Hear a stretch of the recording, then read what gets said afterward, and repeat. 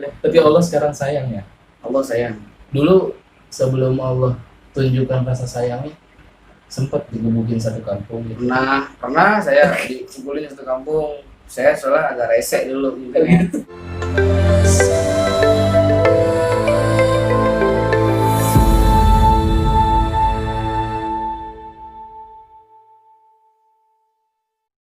Bismillahirrahmanirrahim. Assalamualaikum warahmatullahi wabarakatuh. Alhamdulillahirrabbilalamin. Allahumma sholli ala sayyidina Muhammad wa ala ali sayyidina Muhammad. Sahabat Baitul Ahad, faliyakul khairan aw liyasmut. Berkatalah yang baik-baik saja atau mending no comment saja. Karena hashtag kita adalah ngobrol juga ibadah. Ngobrol ibadahnya kali ini kita akan mengundang seseorang yang sangat inspirasional, yaitu anak Betawi asli. Woi, anak Betawi asli dari Pondok Cabe, Cirende, Pamulang, itu beliau. Tahu semua karena lahir di sini. Saya teringat Umar bin Khattab ketika memperkuat dakwah Nabi Muhammad SAW, di mana Umar bin Khattab selain jago bergulat, hebat berperang, dan dia mempunyai kelebihan ditakuti oleh seluruh makhluk, termasuk menurut sebagian riwayat ditakuti oleh setan. Kenapa bisa ditakuti oleh setan? Salah satunya adalah Umar bin Khattab itu mempunyai rasa takut karena imannya kepada Allah Subhanahu wa taala. Kemudian Allah Subhanahu wa taala menunjukkan rasa takut Umar kepada Allah ditampakkan ke seluruh makhluk. Itulah yang membuat Umar bin Khattab ditakuti oleh setan. Jadi rasa takutnya dia kepada Allah, Allah tunjukkan rasa takut itu kepada seluruh makhluk. Nah, mudah-mudahan selain Umar, orang yang mempunyai sisi kelam, memberikan banyak inspirasi bagi kita umat muslim, terutama pemuda-pemuda yang ada di Islam ini, supaya bukan hanya tugas para da'i, bukan hanya saja tugas para ustadz untuk berdakwah, tapi setiap manusia itu diharuskan untuk berdakwah. Nah, mudah-mudahan Baitul Ahad ngobrol juga ibadah ini memberikan nilai-nilai ibadahnya. Kita panggil saja, nama beliau adalah Bang Joeng, kita sering menyebutnya. Mangga Bang Joeng. Assalamualaikum Waalaikumsalam warahmatullahi wabarakatuh. Waduh, terima kasih banyak ya sudah datang ke Baitul Ahad markas. Markas Baitul Ahad. Makasih juga udah diundang nih. Gimana, sehat kabarnya? Alhamdulillah sehat. Aduh, namanya teh siapa, nama aslinya Bang Joeng? Asli, nama asli mungkin agak keren kali, mungkin nama asli. Nama asli Angga Samsyar. Angga. Tahu itu tuh. Kesibukannya sekarang? Sibukannya lagi ngelola ada home recording di Lereng ya? Lereng Pondok Cabe ya. Pondok Cabe di Jalan Kayu Manis Indah. Ada namanya Lereng Records. Dan kegiatan produktif lainnya itu menyablon ya Bang Joeng? Saya ada percetakan sablon juga kita. Subhanallah. Nah, untuk yang mau tahu lebih dalam tentang Bang Joeng, ada di IG-nya yaitu Joeng Joe. Ya, Nanti lihat di sini ya. Kemudian ada YouTube-nya juga, Ada JXNX Official. Official. Oke, ada di sini juga, nanti kita sediakan. Kemudian ada IG-nya Lereng ya? Lereng Records. Itu apa IG-nya? IG-nya Lereng Records buat teman-teman yang mau recording, yang punya bakat dan buat ya produktif lah. Karya-karyanya yang nggak bisa dilampiasin, ya bisa dilampiasin di Lereng Records. Lereng Record itu bukan hanya sebatas studio rekaman, tapi menimba ilmu lah di sana. Banyak ilmu musik, ada ilmu sablon kaos, ada ilmu ngaji juga sih ya. Insyaallah Baitul Ahad akan merapat ke sana. Kita akan memperkuat lini bawah gitu ya. Kita harus buat gelombang. Benar, harus diperbanyak tuh. Bener banget. Bang Joeng, dulu katanya pernah hidup yang nggak seperti orang muslim biasanya ya. Dulu sempat sholat itu nggak penting, sholat itu apa sih, sholat hanya ritual. Dulu itu belum sadar banget gitu ya tentang apa pentingnya sholat gitu ya. Dulu itu dulu Banget. Tapi sekarang udah enggak. Sekarang alhamdulillah. Walaupun bolong-bolong. dulu saya berpikir udah Islam KTP gitu. Saya ya udah di KTP Islam. Jadi masalah sholat tuh ya udah bukan jarang-jarang lagi, udah ngelakuin. Saya udah ngelakuin dan dengar azan aja ya udah Cuek aja. cuek lah. biasa aja biasa. Jadi sibuk dengan kehidupan dunia. Yang hura-hura. Iya, hura-hura, terus huru-hara lah. Udah gitu lah, apa ya? Banyak lah, jadi kebanyakan nggak benernya. Kebanyakan nggak benernya udah. Tapi Allah sekarang sayang ya. Allah sayang. Dulu sebelum Allah tunjukkan rasa sayangnya, sempat digebukin satu kampung gitu. Pernah saya dikumpulin satu kampung. Saya soalnya agak rese dulu mungkin ya. Di mata orang-orang lain agak rese, soalnya kalau habis biasa minum, wah agak rese mungkin. Terus ya, tapi kalau untuk masalah narkoba mungkin saya cuma sekedar coba gitu ya. Oh, sampai sempat juga itu nyentuh yang. Jadi nggak, kalau saya orangnya cuma sekedar ngerasain, ini jenis ini, jenis ini, jenis ini. Kalau saya nggak memaksakan untuk gue harus pakai terus tiap hari dan gue harus dagang gitu untuk dapat duit. Walaupun dulunya emang males ngapa-ngapain, udah jadi waktu masih remaja ya udah tiduran, nongkrong, gitar, mana-mana, udah gitu aja kesibukannya. Ya nggak produktif dan nggak jelas mungkin ya dulu. Dan minum, sentuh narkoba itu enak, nyaman. Dulu mungkin nyamannya kalau rame-rame. Kalau sendiri ya enggak ada nyaman sendiri. Rame-rame ya enak, teman-teman tawa bercanda, ngobrol, terus ya hura-hura, senang-senang gitu. Tapi kalau sendiri ya enak, mungkin kita pakai sendiri, minum sendiri terus gitu kan. Terus kalau punya duit, kalau teman-teman kalau nggak punya duit bisa patungan beliin gitu. Makanya ya di saat itu antara enak nggak enaknya. Kalau untuk mungkin sebagian orang mikirnya pakai ini tenang, jiwanya enak. Mungkin ini masalahnya banyak kali gitu. Kalau saya dari dulu alhamdulillah nggak punya masalah gitu. Masalah untuk saya bingung dulu apa yang harus saya pikirin. Saya dulu mikirnya gitu, jadi saya kayaknya nggak punya pikiran aja udah. Yang berangkat dari kekosongan itu kali ya. Iya. Jadi melakukan hal-hal yang seperti itu. Iya, jadi saya bingung kan kalau misalkan kayak remaja-remaja sekarang kan mikir gitu,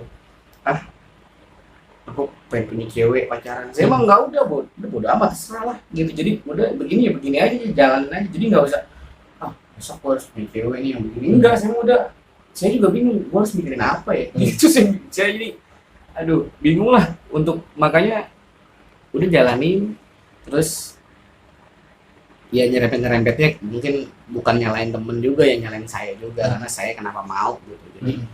Jadi tuh kalau misalkan emang ada orang yang kebanyakan kan orang ngeliat si ini punya saudara apa punya anak apa punya adik kejerat narkoba, kejerat apa yang nggak bagus gitu, itu pasti yang disalahin teman. Padahal bukan, itu kita nih gitu. Kita pribadi ya. Makanya sampai saat ini saya masih nongkrong sama teman-teman yang make, nggak ninggalin. Saya ngejauhin barang-barangnya. Asli. Jadi bukan orang-orangnya kita masih silaturahmi. Setuju. Rasul pun begitu, meninggalkan perlakuan orang-orang kafir yang menyembah berhala, tetapi tidak memusuhi mereka. Buktinya Rasul tetap menyuapi orang non-muslim itu di pasar gitu, dan mendekati mereka. Terus bersyariah, bermuamalah dengan orang-orang kafir tetap sampai menggadaikan baju jirahnya, baju besinya Rasulullah SAW. Bang Joeng, sekelas Umar bin Khattab saja menemukan hidayah itu tidak lepas dari pencarian. Untuk Bang Joeng sendiri, dari mulai tahun berapa nih hidayah pengen mulai hidup benar? 2016-an lah mungkin ya. 5 tahun dari 5 tahun lah ya. 5 tahunan. Nah itu bisa diceritain ya awalnya kenapa tuh? Karena emang udah puas gitu ngelakuin semua, atau karena emang ada kekosongan ketika kita udah di puncak gitu, kepenatan itu? Saya orangnya sebenarnya malas mikirin yang macem-macem gitu ya. Jadi ibarat kata ngalir udah deh, ngalir aja nih hidup gitu. Dan terus ya hidayah aja kita tungguin juga gitu kan, kita cari gitu. Kita cari gimana nih. Terus saya bilang sama diri saya sendiri, masa mau gini-gini masa mau gini-gini sampai tua sih gitu. Benar. Saya dulu emang mikirnya ntar lah tobat kalau udah tua gitu. Udah senang-senang aja dulu lah gitu kan ya. Saya mikir dulu kan ya Allah juga tahu lah nanti kalau kesalahan saya sih nggak, kalau menurut saya ya, yang paling fatal ya sholat doang paling ya. Kalau kesalahan saya gitu ya mungkin yang nggak yang menjalin sholat itu paling fatal menurut saya. Kayak yang lain-lain biasa lah menurut saya, semua orang pasti bisa lakuin gitu kan, maksudnya benar untuk hal yang buruk itu. Cuma yang paling fatal itu ya itu saya mikirnya gitu. Sampai sholat yang wajib itu di mata Bang Joeng yang dulu itu nggak ada nilainya. Ya udah ritual itu. iya cuma ya udah apa ya sholatnya biasa aja gitu. Orang-orang pasti tahu kan. Dan saya mikirnya dapat pahala. Ya saya milih aja. Kalau orang misalkan lu dapat pahala nggak? Ya sholat. Kalau enggak ya udah enggak. Gitu aja sih mikirnya. Ya saya entar dulu lah pahalanya, entar apa lagi. Gitu kan saya mikir gitu. Tapi sekarang alhamdulillah gitu. Wah Allah kasih banyak banget nikmatnya, banyak banget. Pas semenjak itu Allah kasih banyak banget doa-doa saya dan wah semuanya alhamdulillah sekarang sampai sekarang tuh nikmatnya Allah udah Kalau tunjukin dari doa saya dan banyak deh. Mungkin saya nggak bisa gimana ya untuk terima kasih, paling cuma ucapan ya makasih lah. Nggak bisa berbuat apa-apa kan. dulu itu hidayahnya dicari apa datang sendiri? Dicari sih kalau hidayah menurut saya. Tetap ya? Dicari, nggak bisa datang sendiri. Nggak bisa kita tiduran di rumah di sofa atau di mana nungguin hidayah datang gitu. Terkecuali ya mungkin nungguin THR gitu kan. Itu bisa. Kalau nungguin hidayah harus dicari. Nggak bisa Dicari tetap nungguin, ya? nggak bisa. Kalau nungguin ya kita Sampai nungguin kapan? dari siapa? Dari siapa? Dari siapa? Iya, Allah juga nggak mau lah melihat ya, hambanya lah diem aja nggak Nggak ada mau usahanya. ngapain, nggak ada usahanya kan gitu. Bener, sesuai banget. Innallaha la yughayyiru ma biqaumin hatta yughayyiru ma bi anfusihim. Allah nggak akan merubah suatu kaum, seseorang apabila dia nggak merubah dengan dirinya sendiri, dengan upaya dirinya sendiri. Nah ini yang dibuktikan ketika ingin mendapatkan hidayah, ketika kita ingin menjalani sebagai orang yang betul gitu ya, benar, berarti tetap kita mencari gitu ya, tetap ada keinginan untuk dekat dengan orang-orang saleh, dengan orang-orang yang ustaz-ustaz gitu ya, kita tetap mencari informasi seri gitu ya. Subhanallah. Paling saya sih apa ya, tekadnya untuk jadi orang baik aja lah, orang baik, karena kan orang baik udah pasti bener lah gitu ya. Yes. Tapi kalau orang bener belum tentu baik kan, banyak kan gitu. Iya. Makanya lah orang baik aja lah, saya pengennya ngebantu gitu. Kalau saya walaupun saya juga nggak punya apa-apa, tapi kalau mungkin support saya bisa ngebantu dia, ya saya mungkin ada catatannya amal buat ngebantu dia gitu kan. Walaupun saya nggak bisa kasih duit lah, nggak kasih barang lah, nggak kasih apa lah gitu. Paling saya pengen jadi orang baik dan berguna aja, maksudnya buat orang banyak gitu. Walaupun saya nggak bisa kasih yang mewah lah. Perbedaan yang sangat nampak itu kerasa banget nggak Bang Joeng sebelum sekarang ini kita hidup di, ya menurut kita sih merasanya itu sudah baik gitu ya, ketimbang kehidupan kita 5 tahun yang telah berlalu. Itu lebih kerasa nggak nikmat Allahnya? Apa lebih kerasa yang dulu? Nikmatnya mungkin yang dulu itu apa ya? Nikmatnya lepas aja hidup mungkin ya. Nikmatnya ya, bukan nikmat berkah kali gitu ya, bukan. Jadi kalau menurut saya semuanya Allah kasih rezeki lah ya. Nggak cuma orang baik, nggak semua orang jahat gitu. Siapapun dikasih rezeki mau. Cuman kan belum tentu berkahnya ya kan. Gitu. Makanya saya mikir ya mungkin dulu saya dikasih rezeki sama Allah, cuman kayak kasih gini aja deh. Ya mungkin kayak kasih duit nggak tanpa rasa sayang gitu kan. Nggak ngasih duit, udah ngasih rezeki itu ambil gitu doang. Kan kalau sekarang mungkin nih jaga ya, baik ya, nih pakai buat yang ini ya. Maksudnya ada bahasanya lagi mungkin. Kalau dulu mungkin iya. Kalau mungkin dulu cuman udah dikasih gitu doang. Gitu. Saya mikir dulu mungkin gitu aja. Tapi sekarang ya Allah kasih nikmat, ada lagi. Nah, buat teman-teman saya Baitul Ahad ini supaya lebih real, Bang Joe, lebih nyaman mana nih? Hidup dekat sama Allah apa hidup jauh sama Allah? Nyaman ya pasti banget nyaman sama Allah. Susah nggak itu? Susah secara kalau teman-teman yang lain ngerasain dulu kerja enak gitu ya, terus pas sekarang tambah dekat sama Allah kok begini cobaan dulu cobaan. Kalau saya biasa aja sih, maksudnya apa ya, malah Allah pasti banyak rezeki gitu. Jadi kita kalau misalkan buat hijrah ke satu kebaikan yang dari dulu gitu, nggak harus ninggalin yang ini gitu. Iya, jadi kalau saya kan main musik gitu, saya basic saya ada di musik juga, di maksudnya karya-karya saya juga masih banyak, masih ngeband juga gitu kan. Cuman saya mikir ya udah lu main musik tapi jangan sampai lalai gitu. Jadi kalau misalkan emang lu lalai ya lu dosa, sama aja. Jadi bukan salah musiknya, salah elunya lah gitu kan. Kenapa lu lalai gitu kan, kasarnya gitu kalau saya ya. Sedangkan di Baitul Ahad ngobrol juga ibadah, apalagi main musik, terus musiknya bisa mendekatkan sama Allah, misalnya isinya salawat, musik juga ibadah gitu. Saya jadi sekarang ya saya suka salawat ya, saya bisa recording orang, biasanya saya cuma lagu-lagu orang dan lagu-lagu saya gitu kan, saya record dan kadang-kadang saya nyanyi lagu salawat gitu kan. Iya, jadi teman-teman juga banyak yang udah ya udahlah, teman-teman juga udah capek lah kan masalah-masalah yang masa lalu gitu. Menurut saya udah nggak zaman buat bandel-bandel begitu, udah nggak zaman kalau menurut saya pribadi. Karena ini zaman ini udah zaman yang pertama, saya miris juga dengan melihat keadaan generasi Setuju. dengan mereka yang bodoh amatan sama orang tua, bodoh amatan sama Allah, bodoh amatan sama lingkungan, sama sejarah gitu kan. Itu saya prihatinnya mereka bodoh amat, udahlah biarin lah gitu kan, ntar gampang lah gitu. Jadi sama pendidikan juga kadang-kadang suka bodoh amat, udahlah gue sekolah, gue nongkrong aja, terus nikah, terus udah nikah apa yang mau dituju. Nah itu saya pikirnya, wah ini kok makin kesini makin apa ya, lebih buruk sama kehidupan yang dulu di zaman saya. Menurut saya gitu. Yang dunia ya orang mikirin dunia, terus dunia udah ntar sholat ntar lah gitu kan. Ini kita mainin dulu ya kan, gampang sholat ya.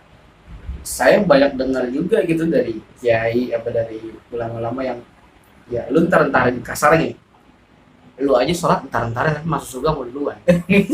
iya ntar dulu lah gitu. Iya, makanya ya lu kalau masuk surga jangan main duluan, lu aja sholat ntar-ntarin, ya ntar masuk surga ntar aja lah. Gitu, makanya benar. Kalau yang mau enak ya udah itu dijalanin sama waktunya, tetapi beresin, selesai itu mau dagang, mau main musik, mau ngapain, mau segala macem, mau kerja bebas, terserah. Setuju. Jadi menurut saya begitu. Dan dekat sama Allah itu gampang ya? Gampang banget, gampang. Itu kalau menurut saya tuh nikmatnya udah nggak ada, tidak tara sekarang ya. Nyaman mana bang? Nyaman Misalnya nih, suatu malam minum khamar itu, mabok-mabokan, sama satu malam sujud sama Allah sendirian, lebih nyaman mana dari pengalaman saya? Nyaman doa gitu ya, minta mungkin. Kalau menurut saya pribadi nyaman sekarang banget gitu.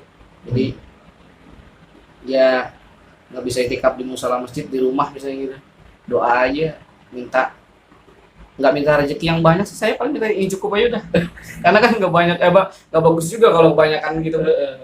Paling saya doa saya, ya Allah bagi rezeki yang cukup aja lah gitu, buat yang sesuai sama kapasitas saya. Soalnya saya mikirnya gini, namanya manusia gitu kan, dikasih lebih takut sombong. Bener. Kalau saya mikirnya gitu, makanya saya banyak ngelihat teman-teman mungkin yang gue kayaknya susah banget ya hidup, buat jadi kayak gini, curhat, gue kayaknya nggak punya duit dari buat kayak gini, duit dari mana gue gini segala macam.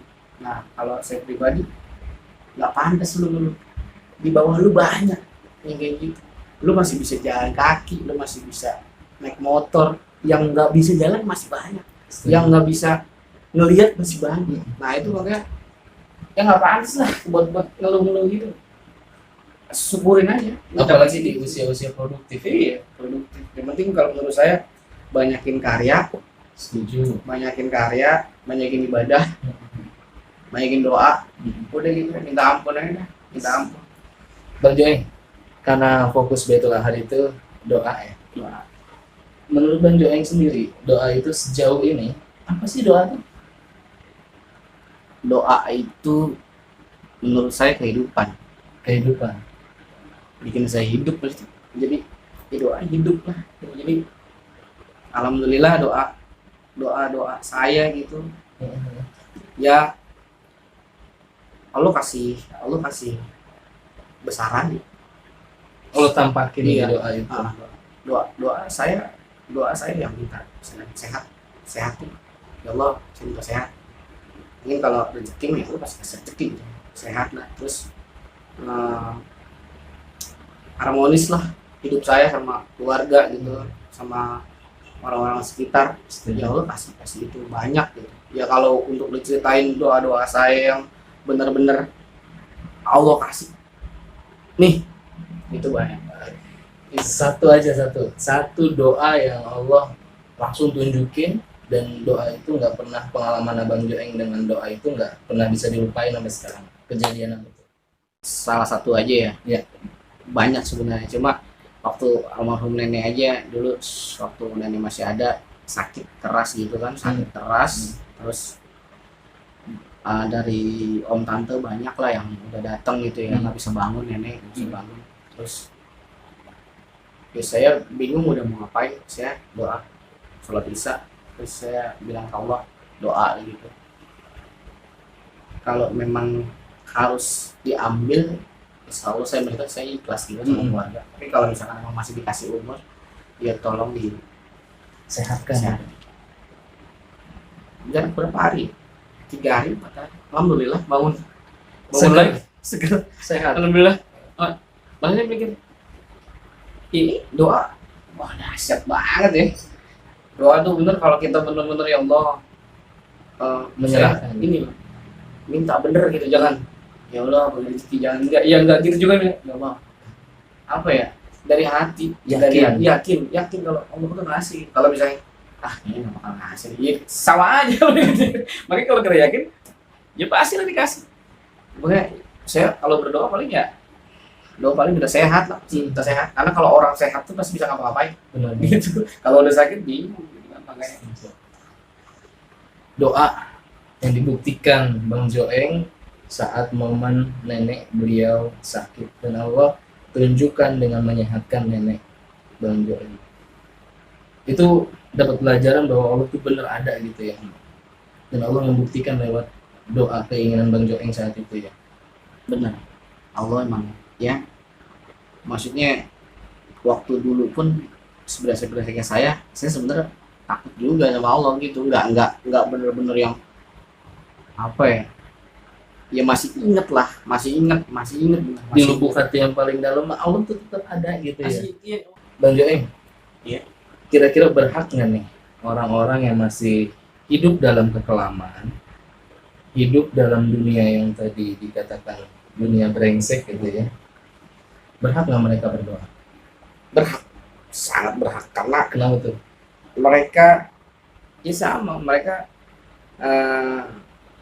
apa ya, makhluk Allah juga, Setuju. hamba juga, Setuju. hamba. Mereka berhak lah, mereka berdoa minta rezeki, minta sehat, umur panjang, mereka berhak banget gitu kan. Cuma ya gitu, saya pernah apa ya, mikir semua manusia berdosa lah, cuma dosanya ya versinya masing-masing gitu. Saya juga punya dosa ya, semuanya punya dosa, cuma versinya masing-masing. Saya ngambil versi yang ini, yang itu ngambil versi yang itu gitu. Versinya aja kita cuma beda di versi aja gitu kan. Nah, gitu aja.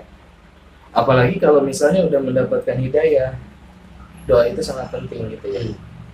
Nah, doa bener-bener di apa ya, ya mau belum dapat hidayah, mau udah hidayah ya harus berdoa. Yang belum dapat berdoa aja minta hidayah gitu kan. Nah, sedangkan fenomena yang ada di kita ketika seseorang yang udah hijrah gitu ya, kemudian dia menganggap orang lain itu lebih rendah daripada dia, itu gimana? saya pernah ada di titik itu. Saya pernah ada di titik waktu pertama kali saya mungkin dapat hidayah, terus beberapa tahun pertama saya pernah ada di titik saya menganggap saya yang benar. Segitu. Orang-orang ya udahlah salah semua lah gitu, gue yang bener nih gitu kan. Saking saya taatnya gitu mungkin. Wah, saya waktu pertama kali itu ya Saking semangatnya semangat taat taat, gitu. semangat banget taat. Nggak mau ketinggalan dikit. Sebelum ajan saya udah langsung buru-buru 15 menit lagi nih, 10 menit lagi nih. Saya mikir, wah, ya gue yang bener nih. Yang lain, lu begitu-gitu aja, gue dibilangin udah gitu, udah gue bilangin, cuma nggak mau didengar apa gimana segala macam kan. Itu sih hak dia gitu ya Kang, cuma ya udahlah, mendingan gue nggak mau lah berkumpul-kumpul lagi sama orang. Gue mau orang-orang gue aja gitu. Ya saya pernah di titik itu, Sampai di titik itu. sempat di titik itu. Cuma kemarin lagi saya ngaca. Saya ngaca dan nanya sama diri saya sendiri. Ya, saya juga pernah ada di situ dulu gitu. Makanya ya ngapain gitu kan? Wah, ya bukannya pas dari dia taat atau saya kedua taat, enggak, cuma tetap taat, cuma saya lebih memilih ada ke kanan dikit nih gitu. Kemarin kan lurus banget nih, ke kanan dikit nih, enak kali ini ke kanan gitu maksudnya. Jadi nggak ke kanan nggak kiri, jadi ke kanan dikit dah, jalannya dikit dan minggir gitu. Maksudnya nggak lurus, kan kalau misalkan udah punya mindset seperti itu, ya menurut saya apa ya, jangan ngejudge orang langsung, wah lu salah nih, lu kayak gini nih gitu, jangan kayak gitu. Semuanya juga, makanya saya lebih suka dengerin ya, semuanya suka dengerin ceramah gitu ya, dengerin ceramah siapapun saya suka. Cuma ya kalau misalkan untuk saya lebih favorit itu di bab itu, saya suka bab wudu, bab sholat saya suka gitu, karena Lebih jelas. saya pengen tahu gitu kan, Part-partnya lebih terperinci ya. Partnya ini kayak gini loh, ini wudu kayak gini loh, terus yang benar kayak gini loh, karena ada kalau misalkan buang air kecil kayak gini loh, terus air besar kayak gini karena ada kayak gini. Nah itu saya belajar, oh iya gitu. Referensi banyak. Jangan menyangka orang lain nggak diampuni sama Allah dan kita yang paling diampuni, kita yang paling diterima taubatnya. Nah, buat sahabat-sahabat jangan beginilah. Ketika sudah bercadar, hal itu sunnah dihukumnya. Tetapi jangan sampai orang yang nggak bercadar itu orang yang bermaksiat. Jangan sampai seperti Jangan itu. mengolok-olok. Benar. Mungkin saja lingkungan dan keadaan kita sanggup bercadar misalnya, tetapi teman kita nggak sanggup bercadar, dan itu pun tidak apa-apa karena memang sunnah gitu ya. Benar. Tapi yang lebih jelas, ketika kita taubat, kita nggak boleh menyalahkan orang, kita nggak boleh menjustifikasi orang itu lebih jelek daripada kita. Syukur-syukur ketika kita melihat pada orang lain, yang timbul itu orang lebih soleh daripada kita. Kenapa kita kurang solehnya? Maka kita kejar gitu. Harusnya gitu. Betul banget. Jadi kebaikan aja. Jadi kebaikan lah, tanamin jadi kebaikan lah. Pokoknya emang harus tanamin diri sendiri sih. Semuanya kan ditanamin dari yang kurangnya apa dulu gitu ya. Yang dulu pas baru-baru yang mungkin taat. Yang kurang apa nih? Setuju. Makanya saya lebihin ini dikit gitu kan. Yang dulunya yang habis pas bandel-bandel mungkin ya waktu SMP lah, sekolah gitu ya. Habis sholat langsung pulang gitu kan. Sekarang kan saya tahu berarti Nabi kayak gini loh, habis sholat tuh nggak langsung pulang. Iya, sunahnya gini loh gitu kan. Makanya iya benar, ya harus ditekunin dulu di situ gitu kan. Dia Assalamualaikum warahmatullahi wabarakatuh, udah cabut maksudnya gitu kan, yang penting doa aja gitu. Makanya ini saya belajar di bab-babnya dulu nih, bab ini bab ini kayak gini, bab sholat gini, sedikit gini loh, doanya kayak gini loh, doanya kita ngerti nggak nih gitu. Walaupun pakai bahasa Arab itu kan bacaannya berarti ada artinya kan gitu kan. Ketika kita paham artinya berarti kita tahu maknanya, maksudnya kayak gitu kan. Setuju. Berarti butuh banget sahabat Baitul Ahad, orang-orang yang seperti Bang Joeng yang sudah pernah mengalami dunia-dunia yang kelam, kemudian mereka nggak meninggalkan orang-orang yang masih ada di dunia kelam. Jangan harus ada di situ sebagai pagar, sebagai media pengajak. Siapa lagi? Benar. Karena ustadz nggak mungkin nyemplung ke sana, saya yakin. Iya. Karena ya mungkin Allah alam ada beberapa ustadz Enggak, yang- cuman mungkin menurut saya mungkin gini Kang, Hmm. untuk masalah mengajak itu Mm-mm. bukan cuma tugas ustadz, Betul, setuju. Setuju. bukan cuma tugas kiai. Betul. Kalau mengajar Iya. iya, kalau mengajar. Setuju, Tapi iya. kalau mengajak itu semuanya ngajak gitu. Hmm. Kita harus ya kita namanya ngajak. Kalau misalkan saya mengajar, saya belum bisa. Iya. Kalau saya gitu kan. Tapi kalau mengajak, ya saya bisa lah ngajak gitu kan. Tapi kalau ngajar nih apa dulu lah gitu kan. Kalau saya gitu mungkin. Setuju. Saya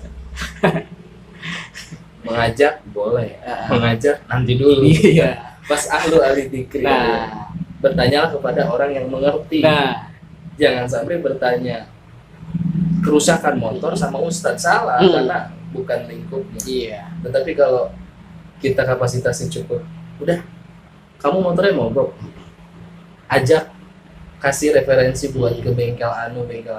Semua orang pasti mempunyai kewajiban ke sana. Kasih kapasitasnya yang Ya, sesuai kapasitasnya. yang ngajar.